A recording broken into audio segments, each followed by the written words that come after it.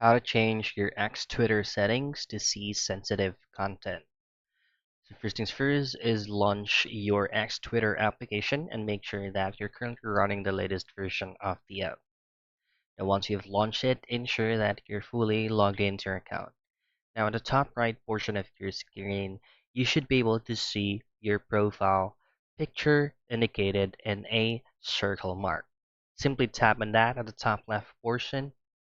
Scroll all the way down till you find settings and scroll all the way down till you find settings and support, and then go into settings and privacy.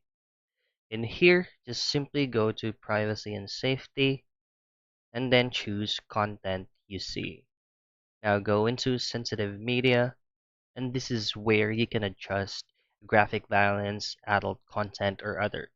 Now, if you would like to change it to show all, just simply change each of these options right here for you to be able to see sensitive content. And that's it. And that is it. That's how you change your X Twitter settings to see sensitive content.